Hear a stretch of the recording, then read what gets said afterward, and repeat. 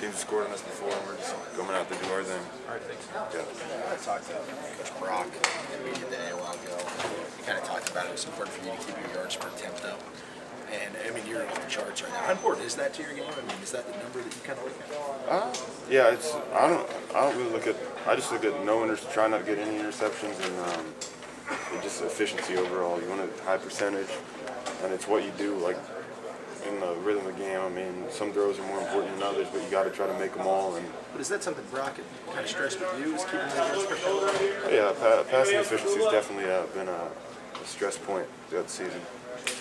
Do you feel like this is the most efficient you've been over? I know it's just 2 games, but it seems like your consistency level and your efficiency is, and not a lot of mistakes. That you're playing at a fairly high level right now. Or? Oh yeah, I mean, a lot of other people have to do their job in order for me to do my job, and the fortunate thing I've had is the O-line has stepped up their game. They've done a good job of giving me time so I can go through and get the ball to our playmakers. And I mean, when you're playing with so many playmakers and no line that's really stepped up, I mean, as a quarterback, you got to get it to your playmaker. Coach was mentioned a little bit concerned about the running game or the consistency of the running game. Is that one thing you maybe need to shore up a little bit? I'm sure it's something we'll address, and I mean, obviously the way we ran tonight was not up to par to Coach Prince's standards or where we want to be at all as a team. So yeah, I'm sure it'll be something that we work on quite a bit with these few days leading up to the week to lose. Are you enjoying being another running back there? It seems. I'm enjoying scoring points and winning, and I'm going to do my part to win when Coach calls my number. Do you like the way the schedule's set up for you? I know you guys don't look at them like tune-up games, but the fact is you guys have been able to win in pretty convincing fashion these last 2 weeks. Have these 2 weeks prepared you guys to go to Louisville?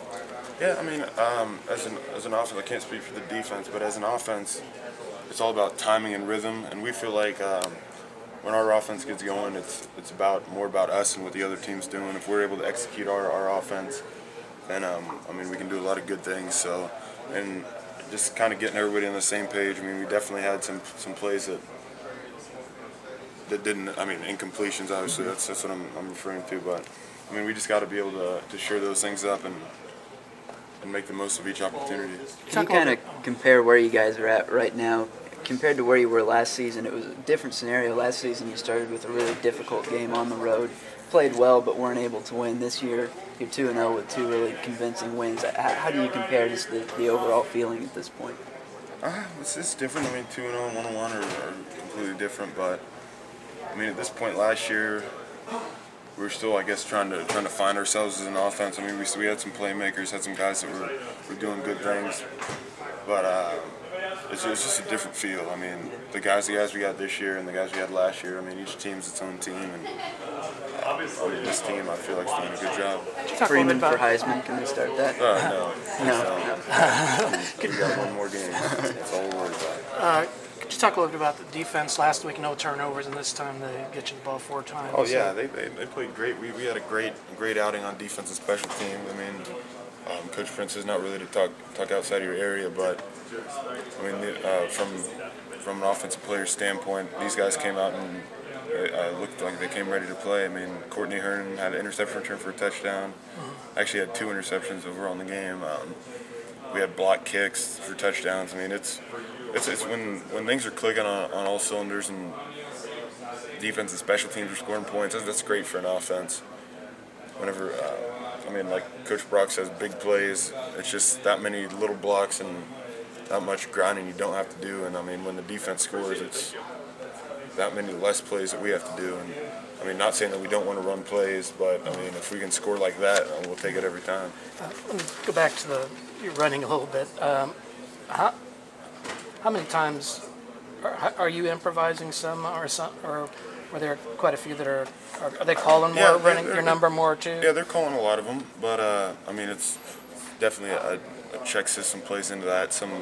Sometimes when we threw the ball, we were supposed to run it, but they gave us a bad look.